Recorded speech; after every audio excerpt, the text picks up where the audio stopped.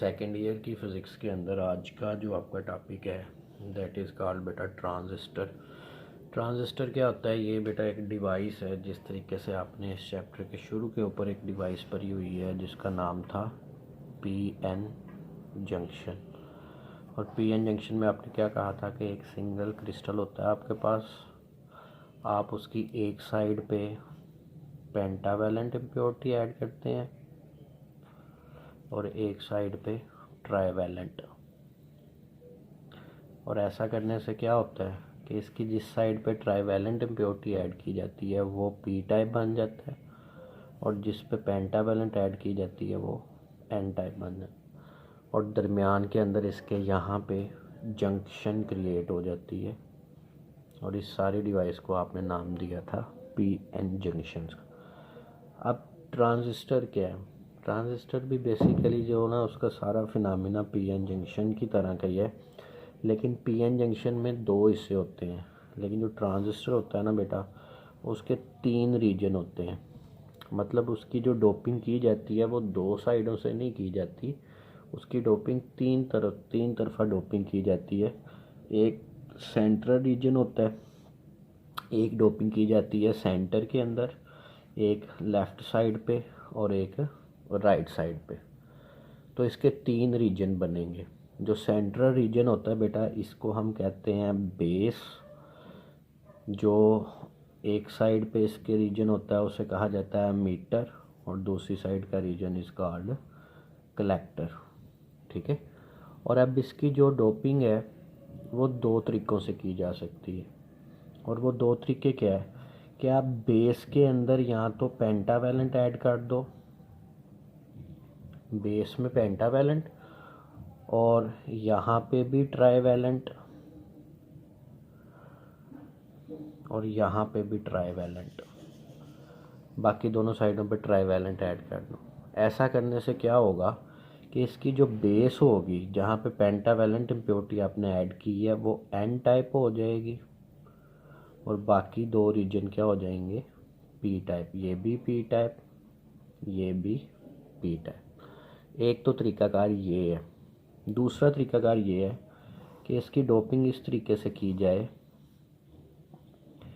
कि सेंटर के अंदर आप, मतलब जो बेस है आपकी, उसको आप ट्राइवेलेंट कर दें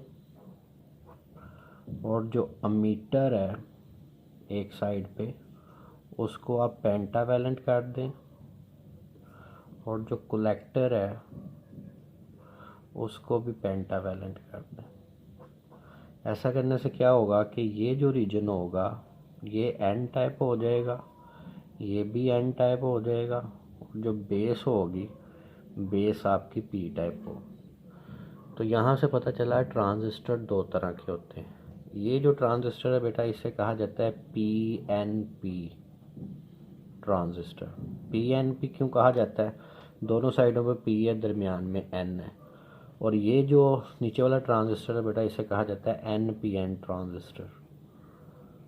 मतलब दोनों साइडों पे एन है और सेंटर में पी है। तो इसकी अगर डेफिनेशन लिखनी हो, अगर आपने ट्रांजिस्टर की डेफिनेशन लिखनी हो जो ये लिखी हुई है, आप यहाँ से भी देख सकते हैं कि ट्रांजिस्टर एक सिंगल क्रिस्टल है। Transistor is a single crystal of germanium और सिलिकॉन। ये जर्मेनियम या सिलिकॉन का एक सिंगल क्रिस्टल है, grown in such a way that, जिसे इस तरीके से बनाया जाता है that it has three region, कि इसके तीन रीजन हो, अमीटर, बेस एंड कलेक्टर।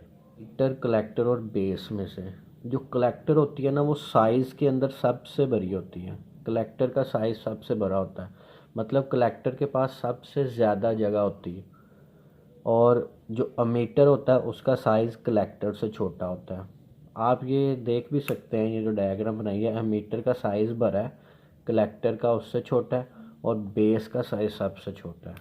और एक एमसीक्यूज आता है बड़ा इंपॉर्टेंट कि बेस जो होती है ना आपकी, वो ऑलमोस्ट बेस का जो साइज़ होता है ना इज़ अबाउट 10⁻⁻6 मीटर बस होता है बेस का साइज़। तो बेस बहुत छोटी होती है, वेरी थिन। सबसे बड़ा कलेक्टर, उससे बाद अमीटर, और जो बेस है वो सबसे छोटी होती है 10⁻⁶ मीटर तक। लेकिन अगर बेटा डोपिंग की बात की जाए, जैसे यहाँ पे डोपिंग किया आपने, मीटर के अंदर ट्राईवैलेंट और कलेक्टर के अंदर ट्राईवैलेंट बेस में बैंड है, तो अगर इसकी डोपिंग की बात की जाए, इम्प्योरिटी की बात की जाए, तो अमीटर की इम्प्योरिटी सबसे ज़्यादा होती है। मीटर में इम्प्योरिटी सबसे ज़्यादा रखी जाती है, कलेक्टर में उससे कम, और बेस के अंदर सबसे कम इम्प्योरिटी रखी जाती है। जैसा कि आप ऐसे नीचे देख सकते हैं, ये मैंने 2 ट्रांजिस्टर बनाए हुए हैं, एक NPN एक PNP ट्रांजिस्टर। NPN के अंदर अमीटर, बेस और कलेक्टर। अमीटर की अगर आप एटम्स मीटर के अंदर अगर आप फ्री इलेक्ट्रॉन चेक करें तो वो सबसे ज़्यादा है। ये NPN ट्रांजिस्टर मतलब दोनों साइडों पे N होगा, तो N टाइप में चूँकि इलेक्ट्रॉन्स होते हैं तो यहाँ इलेक्ट्रॉन्स बनाए गए हैं, और दरमियान में P टाइप है तो P टाइप में होल बनाए गए हैं। तो अमीटर में आप देख सकते हैं कि इसके अंदर नंबर ऑफ इलेक्ट्रॉन्स सबसे ज़्यादा है, फिर इससे कम कलेक्टर में, और सबसे कम जो है ना आपके पास डोपिंग वो बेस की गई है, बेस में सबसे कम डोपिंग। और अगर NPN ट्रांजिस्टर करेंगे तो उसके दोनों साइडों पे होल होंगे, सेंटर में इलेक्ट्रॉन होंगे। तो यहाँ पे भी आप ये देख सकते हैं कि मीटर के पास सबसे ज़्यादा डोपिंग की गई है, इसके पास इम्प्योरिटी एटम सबसे ज़्यादा है, कलेक्टर के पास उससे कम, और बेस के पास सबसे कम इम्प्योरिटी एटम आपके पास होते हैं। तो ये बड़ी इंपॉर्टेंट बात है जो आपने याद रखनी है कि कलेक्टर साइज़ में तो बड़ा होता है अमीटर से, लेकिन कलेक्टर के पास जो डोपिंग होती है वो मीटर की निस्बत कम होती है, और बेस साइज़ में भी छोटी होती है और उसकी डोपिंग भी सबसे कम होती है। अब ये नीचे 2 सिंबल बने हुए हैं ट्रांजिस्टर को रिप्रेजेंट करने के, ये एक सिंबल ये है और एक सिंबल ये है। ट्रांजिस्टर को एक तो ये डायग्राम है, इसको बेटा कहते हैं ब्लॉक डायग्राम। ये हर दफ़ा नहीं बनाएंगे, बड़ा हैक्टिक होता है इसे बनाना। तो ट्रांजिस्टर के लिए जो सिंबल इस्तेमाल किया जाता है वो इस तरीके का सिंबल इस्तेमाल किया। अब ये सिंबल ना बड़े तरीक़ों से बनाया जा सकता है। इसके अंदर बेटा एक लाइन बेस की होती है और 2 लाइनें, एक मीटर की होती है और एक कलेक्टर की होती है। ये इसका सिंबल है। अब इसमें याद रखना कि अगर आप NPN ट्रांजिस्टर का सिंबल बना रहे हैं ना, तो अमीटर के ऊपर आपने एरो लगाना है बाहर की तरफ। अगर मीटर पे एरो बाहर की तरफ होगा तो ये NPN ट्रांजिस्टर है, और अगर आपने इस तरीके से अमीटर, कलेक्टर, बेस बना के अमीटर पे एरो की डायरेक्शन अंदर की तरफ काट दी तो then this is PNP transistor. तो ये बात बेटा याद रखिएगा कि अगर एरो बाहर की तरफ हो तो वो NPN का सिंबल है, और अगर एरो अंदर की तरफ हो तो वो PNP का सिंबल है। और इनकी अगर डेफिनेशंस लिखी जाए ना NPN और PNP ट्रांजिस्टर की, तो ये बड़ी आसान डेफिनेशन है। इसको आप इसकी डायग्राम को देख के इसकी डेफिनेशन लिख सकते हैं PNP की। तो इसमें क्या लिखेंगे, क्या ट्रांजिस्टर, ऐसा ट्रांजिस्टर इन विच, जिसके अंदर एन टाइप का क्या हुआ है, एन टाइप सैंडविच हुई पर यह 2 पी, दोनों तरफ P टाइप है, दरमियान में एन टाइप है, तो इसको हम कहते हैं बेटा sandwich. A transistor in which N type is sandwiched between 2 P type.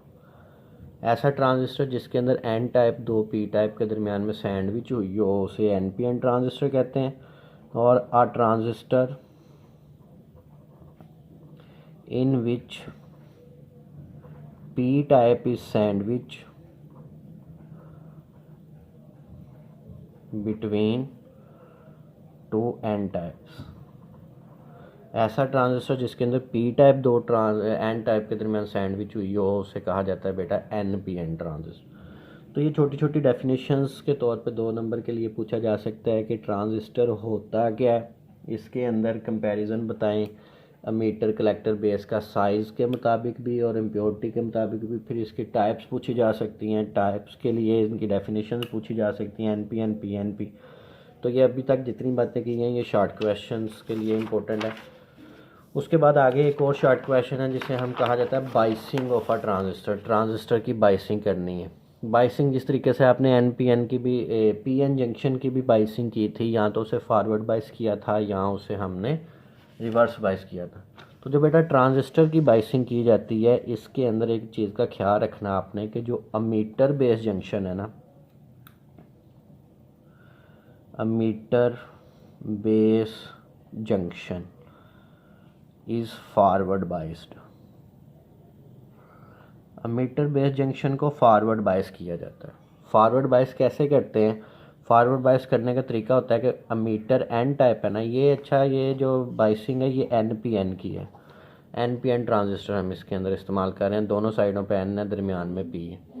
तो अगर मैंने इसकी बाइसिंग करनी है तो अमीटर बेस को बेटा क्या करना है? Forward bias. तो फॉरवर्ड बायस करने का क्या तरीका होता है कि N को आप जोड़ दें नेगेटिव के साथ और P को आप जोड़ दें पॉजिटिव के साथ। P पॉजिटिव के साथ, N नेगेटिव के साथ, तो ये फॉरवर्ड बायस हो गया। तो जो अमीटर बेस जंक्शन है ना, इसे हमेशा फॉरवर्ड बायस किया जाता है, ठीक है। और जो कलेक्टर बेस जंक्शन है, ये बेस की लाइन आ रही है और ये कलेक्टर है।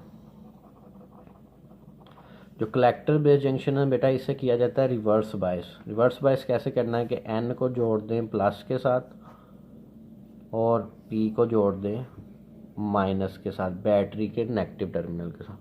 तो ammeter base junction is forward bias और जो कलेक्टर बेस जंक्शन है, collector base junction is reverse bias.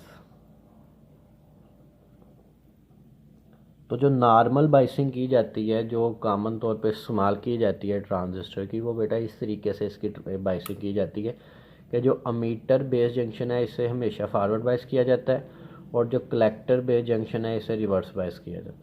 और फॉरवर्ड बायस के लिए जो बैटरी लगाई जाती है उसका नाम होता है VBB और रिवर्स बायसिंग के लिए जो बैटरी लगाई जाती है उसका नाम होता है VCC। VBB का मतलब होता है बेस्ड बायस्ड,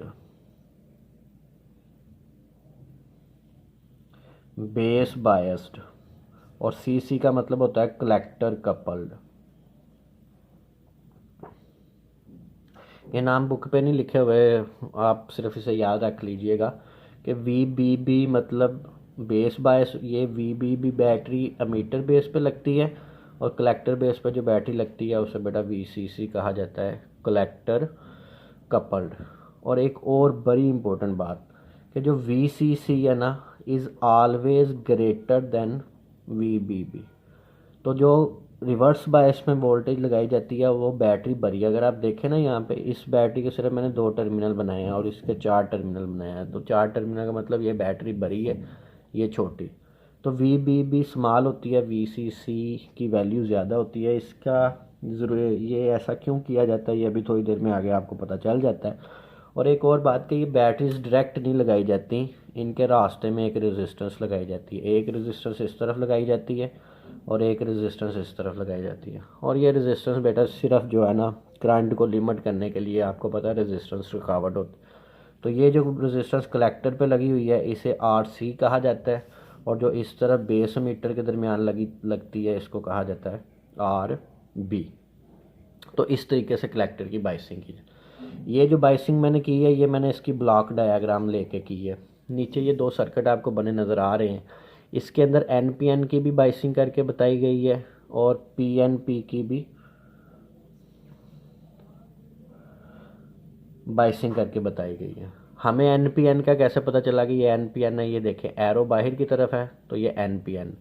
तो इसमें अगर आप देखें तो जो अमीटर और बेस जंक्शन है ना बेटा, इसे फॉरवर्ड बायस किया गया है यूजिंग VBB और जो कलेक्टर बेस जंक्शन है इसे रिवर्स बायस किया गया है यूजिंग VCC। और इसके रास्ते के अंदर हमने लगाया हुआ है एक रेजिस्टेंस इधर लगाई हुई है, एक रेजिस्टेंस इधर लगाई हुई है। तो RB रेजिस्टेंस इधर लगी हुई है, RC रेजिस्टेंस इधर लगी हुई है। इसी तरीके से बेटा दूसरी तरफ अगर आप देखें इस सर्किट के अंदर आपके पास NPN ट्रांजिस्टर है, मतलब NPN अब अमीटर P टाइप है, कलेक्टर P टाइप है, बेस N टाइप। तो इसकी जब फॉरवर्ड बाइसिंग, ये दोनों डायग्राम्स देखने में बिल्कुल सेम है, बस फ़र्क क्या है कि यहाँ पे VBB का नेगेटिव ऊपर था, पॉजिटिव नीचे था, तो यहाँ पे बैटरीज रिवर्स हो गई हैं। VBB का पॉजिटिव ऊपर है, नेगेटिव नीचे, और VCC का यहाँ पॉजिटिव था, यहाँ नेगेटिव था, तो इस तरफ VCC भी उल्टी हो गई है, इस तरफ नेगेटिव ऊपर है और पॉजिटिव नीचे। और यहाँ पे जो रेजिस्टेंस है वो RB है, यहाँ पे जो रेजिस्टेंस है वो RC, बाकी सारी चीज़ें सेम। तो इस तरीके से ट्रांजिस्टर की बाइसिंग की जाती है। 2 नंबर का शार्ट क्वेश्चन पूछा जाता है कि how to what is the biasing requirement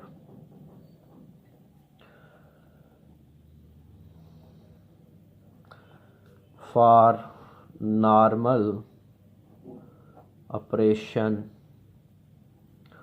of transistor के नॉर्मल ऑपरेशन के लिए उसकी बाइसिंग रिक्वायरमेंट क्या है जी, किस तरीके से। तो ये अगर आप बुक के ऊपर देखें ना, तो जहाँ पे NPN ट्रांजिस्टर की डेफिनेशन लिखी हुई है ना, उसके नीचे ये ऑपरेशन ऑफ ट्रांजिस्टर लिखा हुआ है। ये पैराग्राफ इसके आंसर के अंदर आपने लिखना है। ये जो सर्किट है ये अगर बना दें तो अच्छी बात है, अगर आप नहीं भी बनाएंगे तो it's okay. In short question है कि how current flows in NPN transistor के NPN ट्रांजिस्टर में करंट फ्लो कैसे करता है। बाइसिंग तो ठीक है, हमने कर दी उसकी बाइसिंग, तो बाइसिंग करने के बाद उसमें से करंट किस तरीके से फ्लो करेगा तो वो हम देखेंगे। तो बेटा बेसिकली क्या होता है कि जब आप इसे फॉरवर्ड बायस करते हो,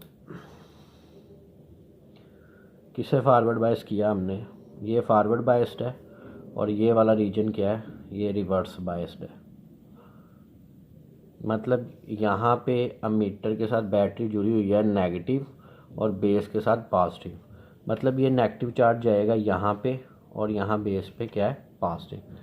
ये जब आप इसको रिवर्स बायस करेंगे तो ये अमीटर में जो बाहर नेगेटिव आया है, तो अमीटर के अंदर क्या था, अंदर भी फ्री इलेक्ट्रॉन्स।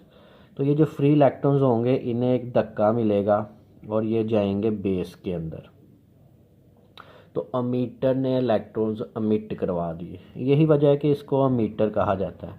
अमीटर क्या करता है, it inject large numbers of free electrons into base. Ammeter को बेटा अमीटर इसी वजह से कहा जाता है कि ये इलेक्ट्रॉन्स अमिट करवा देता है। तो अमीटर ने लार्ज नंबर ऑफ इलेक्ट्रॉन्स को बेस के अंदर इंजेक्ट करवा दिया। अब बेस क्या है जी, बेस बहुत थिन है, बेस इज़ वेरी थिन। ये हमने पढ़ा हुआ है कि इसकी जो वैल्यू होती है वो 10⁻⁻6 होती है। और ऊपर से एक और बात है कि इसकी इम्प्योरिटी भी बड़ी कम है। इम्प्योरिटी एटम्स इज़ स्मॉलेस्ट, बड़े कम इम्प्योरिटी आइटम होते हैं इसके पास। एक तो बेस पतली बड़ी है, थिन बहुत है, और ऊपर से इसके पास इम्प्योरिटी आइटम्स भी बहुत कम है। तो ये जितने भी इलेक्ट्रॉन्स पीछे से बेस में आएंगे, बेस उन्हें बेटा हैंडल नहीं कर सकती, बेस उन्हें अकोमोडेट नहीं कर सकती। उनमें से कुछ को तो कर सकती है क्योंकि बेस के पास बहुत थोड़े से इम्प्योरिटी आइटम होल्स होते हैं। लेकिन ये जो इतने ज़्यादा इलेक्ट्रॉन्स आए हैं पीछे से मीटर से, इनके पास अब दो रास्ते हैं। वो दो रास्ते क्या हैं कि ये या तो यहाँ बेस से बाहर निकल आए इस रास्ते से, दूसरा ये है कि ये बेस का भी जंक्शन क्रॉस करके आगे कलेक्टर में चले जाए। तो इसमें क्या होता है, हमने कलेक्टर के ऊपर ये प्लस VCC बैटरी लगाई हुई है और इसकी वैल्यू हमने कहा था कि ये VCC बड़ी रखी जाती है। मतलब यहाँ पे हाई वोल्टेज है, बैटरी बड़ी होने की वजह से high positive voltage, high positive volt. तो ये जो इलेक्ट्रॉन्स बेस में आए थे उनको इस तरफ से ये पॉजिटिव चार्ज की वजह से, हाई पॉजिटिव वोल्टेज की वजह से इस तरफ एक धक्का लगेगा और वो बेस को क्रॉस करके कलेक्टर में चले जाएंगे। लेकिन कुछ होंगे जो यहाँ से बाहर निकलें। तो कुछ इलेक्ट्रॉन्स यहाँ से बाहर, फ़र्ज़ करें इसकी रेशो याद रखिएगा कि अगर 100 इलेक्ट्रॉन मीटर ने बेस में भेजे थे ना, तो 100 में से 99 फ्री इलेक्ट्रॉन्स कलेक्टर में चले जाएंगे, कोई एक आधा इलेक्ट्रॉन यहाँ से बाहर आ जाएगा। तो यहाँ से क्या हुआ, कलेक्टर का नाम इसी वजह से उसे कलेक्टर कहा जाता है कि वो ज़्यादातर इलेक्ट्रॉन्स को कलेक्ट कर लेता है। तो due two plus VCC, high plus VCC, collectors collect almost all the free electrons into collector, but small amount of electrons flow out of base। तो जो इलेक्ट्रॉन्स होते हैं उनकी एक स्मॉल अमाउंट बेस से बाहर निकल आती है, लेकिन जो लार्ज अमाउंट होती है वो कलेक्टर के अंदर चली जाती है। तो इस तरीके से बेटा ट्रांजिस्टर के अंदर करंट फ्लो करता है। तो इसको अगर देखा जाए करंट की फॉर्म के अंदर, तो मैं ऐसे कह सकता हूँ कि अमीटर से जो करंट गया था उसे मैं कहता हूँ आई ई करंट गया था बेस में, लेकिन ये जो आई ई करंट बेस में गया इसके दो टुकड़े हो गए। एक तो आई बी बन के बेस का करंट बन के बेस से बाहर आ गया, और बाकी का जो बचा वो कलेक्टर में चला गया। तो इस चीज़ को देखते हुए हम इसे ऐसे लिख सकते हैं, हैंस कि जो अमीटर का करंट था वो किस में चेंज हुआ, उसका कुछ हिस्सा बेस में चेंज हो गया, बेस में से करंट में से निकल आया, और बाकी का जो रिमेनिंग हिस्सा है वो कलेक्टर। और जो बात बेटा यहाँ पे याद रखने वाली है वो ये है कि जो कलेक्टर करंट है ना वो बेस करंट से बहुत बड़ा होता है, क्योंकि अगर 100 इलेक्ट्रॉन गए थे तो 99 कलेक्टर में गए हैं, बाकी कोई 1 एक आधा इलेक्ट्रॉन ही है जो बेस से बाहर निकले। तो collector current is very very greater than base current, और ये जो दोनों को अगर प्लस करेंगे तो then it will be equal to emitter current. तो इस तरीके से करंट फ्लो करता है। ये भी 2 नंबर के शॉर्ट क्वेश्चन के तौर पे पूछा जा सकता है, how current flows in a NPN transistor. तो बुक के ऊपर पुत्र ये जो पैराग्राफ है, ये पैराग्राफ आप पढ़िएगा सारा। इसके अंदर से अगर आप देखें तो इसको आप जो है ना वो शॉर्ट फॉर्म में भी कर सकते हैं अपने लफ्ज़ों के अंदर, लेकिन ये इसके अंदर सारी एक्सप्लेनेशन जो मैंने ये एक्सप्लेन की है ये लिखी हुई है कि किस तरीके से करंट जो है ना वो एनपीएन ट्रांजिस्टर के अंदर फ्लो करता है। और ये जो इक्वेशन है ना ये बहुत इंपॉर्टेंट इक्वेशन है कि emitter current is equal to base current plus collector current. अब इसके अंदर एक छोटी सी डेफिनेशन है जो कि बहुत इंपॉर्टेंट है, दैट इज़ करंट गेन। इसको कहते हैं बेटा बीटा, करंट गेन बीटा से डिनोट किया जाता है। तो इसका जो फार्मूला होता है बीटा का, दैट इज़ आई सी बटा आई बी। आई सी क्या है जी, कलेक्टर करंट, और आई बी क्या है जी, बेस करंट। तो अगर इसके फार्मूले को देखें तो बीटा करंट गेन है, तो फार्मूला बता रहा है कि करंट गेन क्या होगा, इसका डेफिनेशन क्या होगी कि ये रेशो है, ratio of collector current to base current. Collector current to base current की रेशो से हम करंट गेन कहते हैं। 2 नंबर की शॉर्ट क्वेश्चन पे पूछी जा सकती है। इसका जो यूनिट है, इसका यूनिट कोई नहीं है, it is a unit less and dimension less. Unit less भी है, डायमेंशन लेस भी है। उसकी रीज़न क्या है, ऊपर भी करंट है नीचे भी करंट है, ratio of same quantity, ratio of same quantities की रेशो है।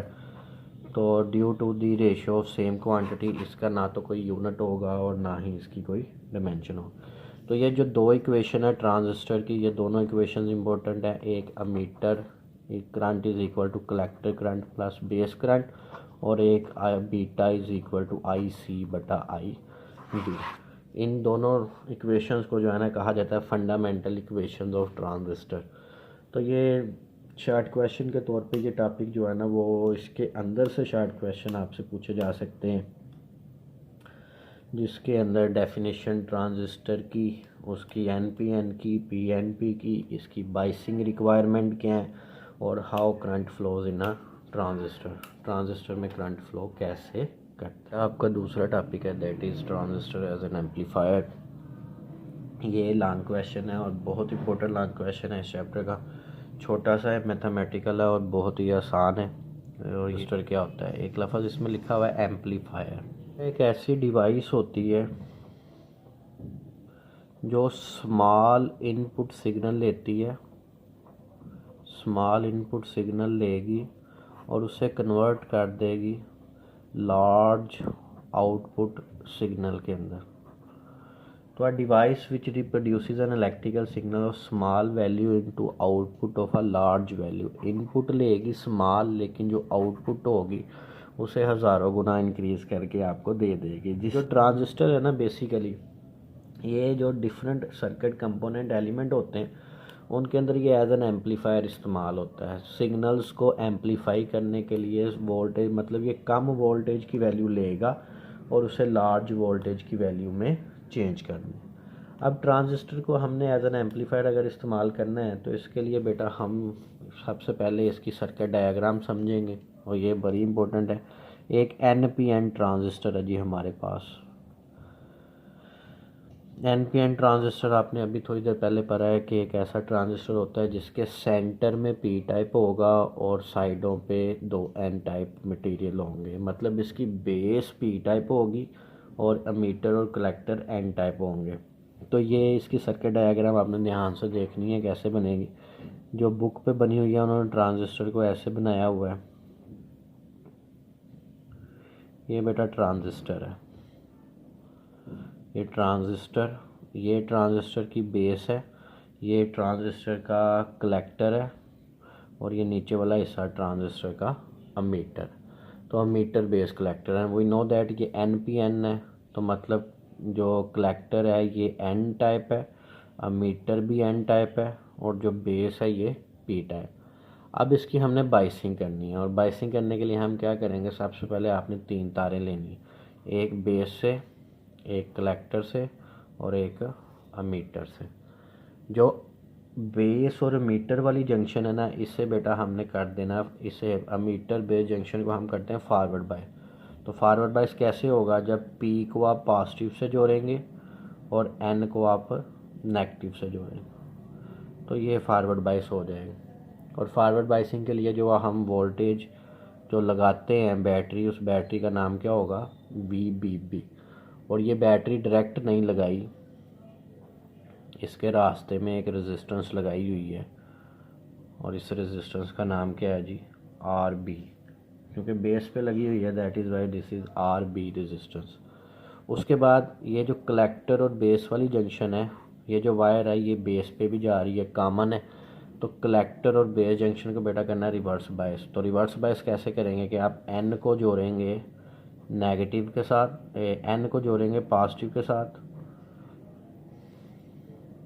और यहाँ पे जो बैटरी है दैट इज़ VCC। ये VCC बैटरी है आपके पास। तो यहाँ पे भी ये डायरेक्ट नहीं लगा हुआ, यहाँ पे एक दरमियान में रेजिस्टेंस लगी हुई है, जिस रेजिस्टेंस का नाम क्या है, RC। तो RC रेजिस्टेंस है और RB रेजिस्टेंस है। अब एक बात उधर याद रखिएगा कि यहाँ पे जो बेस और मीटर के दरमियान में जो रेजिस्टेंस होती है ना, ये वाली, ये जो मैंने डॉटेड लाइन से शो की हुई है, इसे कहा जाता है स्मॉल r, I और E।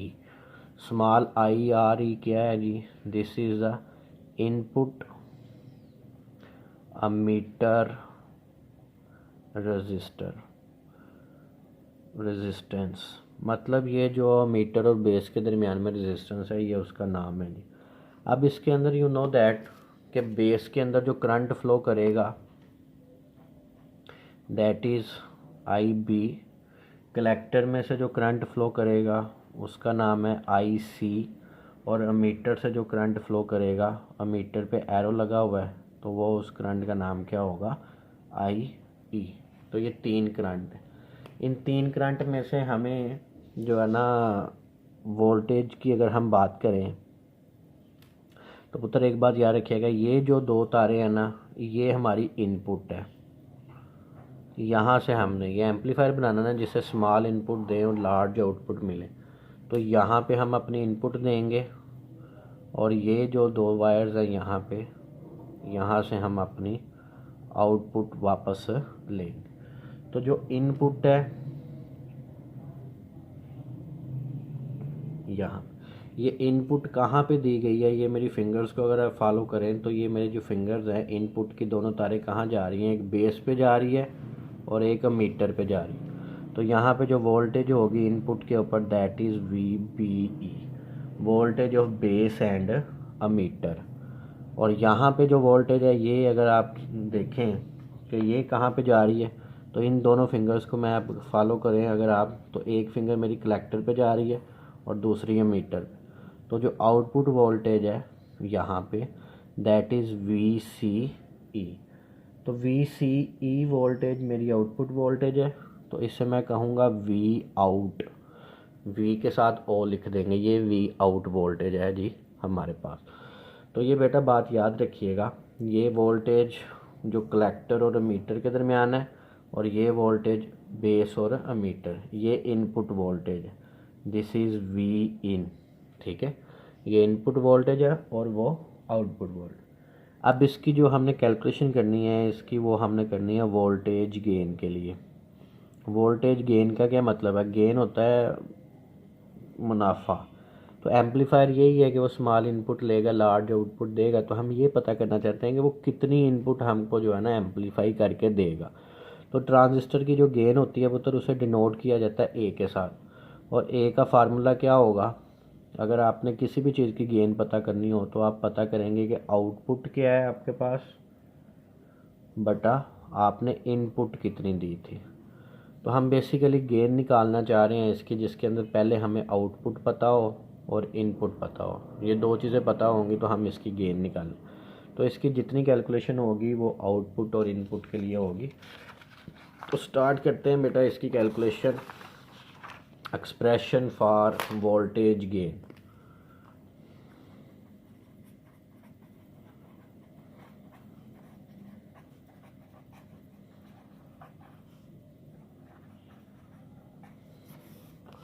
वोल्टेज गेन की हम जो है ना एक्सप्रेशन निकालेंगे, और उसके लिए ये सर्किट जो है ना आपके पास, ये सर्किट आप इसको सामने रख लें और इसको देखते हुए हम जो है ना चीज़ों को हल कर दें। हमें एक बात पता है by Ohm's law. Ohm's law क्या होता है? V is equal to I R. तो I किसके इक्वल होगा? V ओवर R, वोल्टेज बटा रेजिस्टेंस।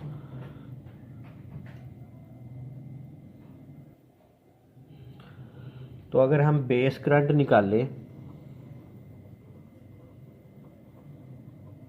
तो बेस करंट में बेटा I की जगह पे हम लिखेंगे IB, और जो बेस करंट, बेस के ऊपर जो वोल्टेज है उसका नाम क्या है? VBE, और जो यहाँ पे रेजिस्टेंस है इनपुट के ऊपर दैट इज़ RIE। तो IB की वैल्यू क्या आ जाएगी? VB is equal to RIE। आपकी बुक पे ना उसने डायरेक्ट बेस करंट की वैल्यू लिखी हुई है कि इसका फार्मूला ये होता है। मैंने आपको ओहम्स लॉ से निकाल के बता दिया है कि ये कैसे है।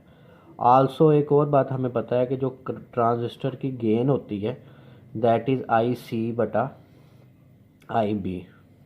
जैसे करंट गेन अभी शार्ट क्वेश्चन आपने पढ़ा थोड़ी देर पहले। तो यहाँ से अगर इसको रीअरेंज करें तो IB इस तरफ आके मल्टीप्लाई होगा, तो beta is equal to IB। तो ये जो IB की वैल्यू है बेटा इसे यहाँ सब्स्टिट्यूट कर दें, तो IC is equal to beta VBE बटा RIE। ये आपके पास कलेक्टर करंट का जो है ना वो फार्मूला आ गया। इससे मैं कह रहा हूँ this is my equation number 2, और ये बेस करंट का फार्मूला था, इससे हम कह रहे हैं जी this is my equation number 1। Now we know that chapter number 3 के अंदर ना आपने पढ़ा हुआ है किरचॉफ वोल्टेज लॉ पढ़ा हुआ है। दो लूप अलग करेंगे, दो लूप इसके अंदर बनते हैं। एक ये वाला इनपुट लूप है और एक इधर वाला ये जो है ना ये आउटपुट लूप है। तो आउटपुट लूप मैं यहाँ पे लैदर से बना देता हूँ। ये आपने लैदर से नहीं बनाना, आप सर्किट के अंदर ही इसे करेंगे। आउटपुट लूप में कितनी चीज़ें लगी हुई हैं? देयर इज़ अ कलेक्टर है, एक मीटर है, एक रेजिस्टेंस लगी हुई है RC, एक बैटरी लगी हुई है VCC। ये लूप है बेटा आपके पास VCC RC, यहाँ पे करंट है IC, ये कलेक्टर है, ये अमीटर है, और कलेक्टर और अमीटर के दरमियान जो वोल्टेज है उसका नाम है VCE। ये जो लूप है ना आपके पास, इसको कहते हैं हम आउटपुट लूप। तो ये आउटपुट लूप के ऊपर बेटा हम अप्लाई करेंगे by applying KVL Kirchhoff voltage law. Chapter number 3 में आपने दो लॉज पढ़े हुए हैं, वो किरचॉफ के, एक करंट लॉ और एक वोल्ट। तो यहाँ पे हम किरचॉफ का जो है ना वो वोल्टेज लॉ अप्लाई करने लगे हैं सिर्फ इस लूप के ऊपर। और वो वोल्टेज लॉ मैंने आपको सिखाया हुआ है कैसे अप्लाई करते हैं कि लूप के अंदर जितनी भी वोल्टेजेस होती हैं उन सब का सम ज़ीरो होता है। तो आप लूप में कहीं पे भी फिंगर रखें, चलना शुरू कर दें, तो आपके पास वोल्टेजेस आएंगे, वोल्टेजेस का चेंज आएगा। तो सबसे पहले देखें बेटा, आप यहाँ से अगर मूव करेंगे नेगेटिव से लो से हाई टर्मिनल पे गए तो चेंज क्या आया, VCC। उसके बाद आप करंट की डायरेक्शन में गए रेजिस्टेंस RC में से, तो ICRC, यहाँ पे ये वोल्टेज का चेंज आएगा। और फिर कलेक्टर से मीटर गए तो अगेन नेगेटिव के अंदर आएगा VCE। तो किरचॉफ वोल्टेज लॉ कहता है कि ये जितनी भी वोल्टेजेस होंगी इन सब का सम क्या होगा, 0। तो ये इक्वेशन लगी आउटपुट वोल्टेज के, आउटपुट लूप के ऊपर, VCC is equal -ICRC minus VCE। इसको थोड़ा सा रीअरेंज करें तो आप इसको ऐसे भी लिख सकते हैं, VCC दोनों माइनस वाली उठा के उस तरफ ले जाएं, VCE प्लस ICRC। अगर आप बुक के ऊपर देखेंगे तो आपको ये इस तरीके से लिखी हुई इक्वेशन मिलेगी। और इसके अंदर भी ना ये जो VCE है, VCE चूँकि V0 के इक्वल है, तो यहाँ पे VCE की जगह पे V0 मतलब V आउटपुट हम लिख देंगे। तो VCC is equal to V0 plus ICRC। ये वोल्टेज इक्वेशन डायरेक्ट आपकी बुक के ऊपर लिखी हुई है, मैंने आपको ये निकाल के बता, आप भी चाहें तो डायरेक्ट लिख सकते हैं। उसने हेडिंग दी हुई है कि बाय अप्लाइंग KVL, इक्वेशन आपके पास इसके इक्वल आ जाएगी। चाहे इसे ऐसे लिखा रहने दें, चाहे इसको यहाँ से V0 को अलहदा कर लें, VCC ये ICRC उस तरफ चला जाएगा, तो माइनस ICRC। ये आपके पास इक्वेशन आई है। इस इक्वेशन के अंदर ये जो IC की वैल्यू है ना, ये सब्स्टिट्यूट कर दे, तो आपके पास V0 is equal to VCC minus beta VBE बटा RIE multiply by RC। This is the output voltage की इक्वेशन। तो ये इक्वेशन बेटा सामने रखें और V0 is equal to VCC minus beta RIE VBE। ये आपके पास ये इक्वेशन आ गई है। इसको थोड़ा सा रीअरेंज करके लिखा है। इस इक्वेशन को नाम दे दें इक्वेशन नंबर 3 का। अब बेटा इसमें हम कुछ चेंजिंग करेंगे, और वो चेंजिंग्स क्या हैं, वो चेंजिंग ये है कि अगर हम यहाँ पे VBE के अंदर इनपुट सिग्नल ऐड कर दें, छोटा सा इनपुट एक सिग्नल ऐड करें, मतलब डेल्टा V, कि जो VBE है ना, इसे चेंज करके हम क्या कर दें, VBE plus delta V input signal increase कर दें। तो सीधी सी बात है, अगर इनपुट सिग्नल इंक्रीज़ करेंगे तो बेस का करंट इंक्रीज़ हो जाएगा, तो बेस का करंट भी इंक्रीज़ होगा, IB इंक्रीज़ होकर क्या हो जाएगा, IB प्लस डेल्टा IB। और अगर बेस का करंट इंक्रीज़ होगा तो कलेक्टर का करंट ऑटोमेटिकली इंक्रीज़ होगा। तो आप IC को भी क्या लिख सकते हैं कि IC भी इंक्रीज़ होकर क्या हो जाएगा, IC plus delta IC।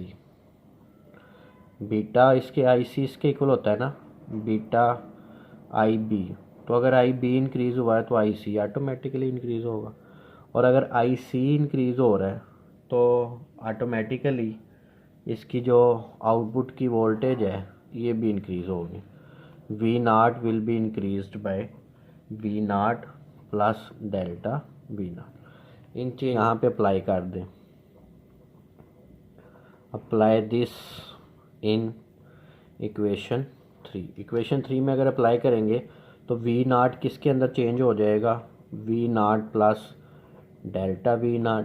VCC को तो कोई फ़र्क नहीं पड़ेगा, वो तो बैटरी ही बाइट से लगी हुई है, इसमें कोई चेंजिंग नहीं आएगी। तो VCC माइनस बीटा को भी कोई फ़र्क नहीं पड़ेगा, ये कांस्टेंट होता है।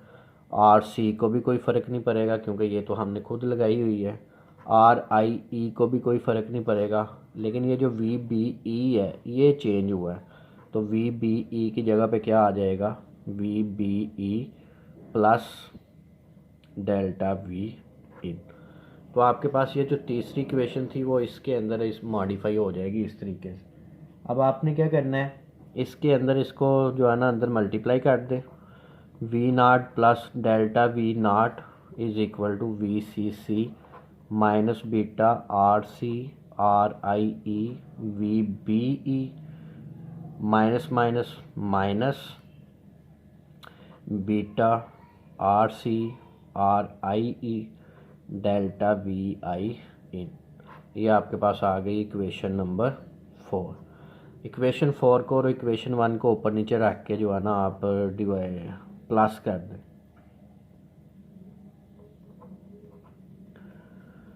We C C minus beta R C R I E V B E minus beta R C R I E delta V in.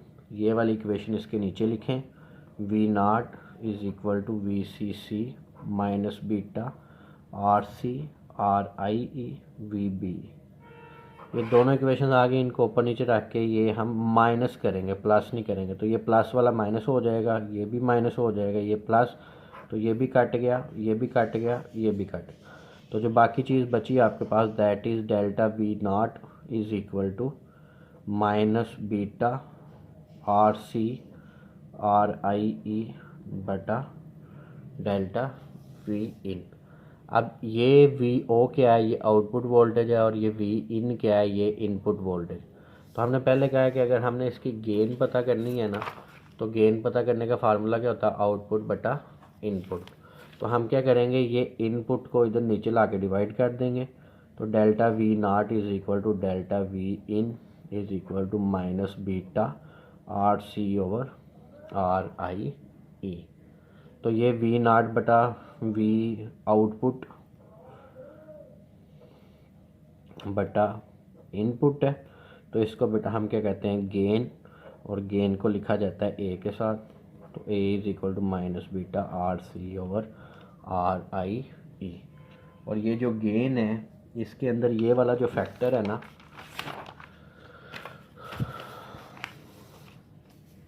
Gain के अंदर ये जो आपके पास फैक्टर आया है minus beta R C over R आई।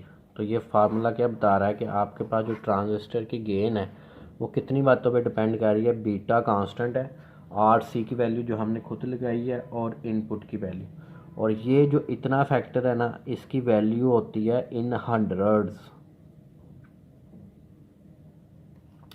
सौों के अंदर इसकी वैल्यू होती है इन दी आर्डर ऑफ 100। मतलब आप फ़र्ज़ कर लेंगे अगर इसकी वैल्यू 100 है, तो इसका मतलब है कि अगर बेटा आपने 1 वोल्ट का सिग्नल दिया, इनपुट किया, तो इसकी वैल्यू कितनी है, 100।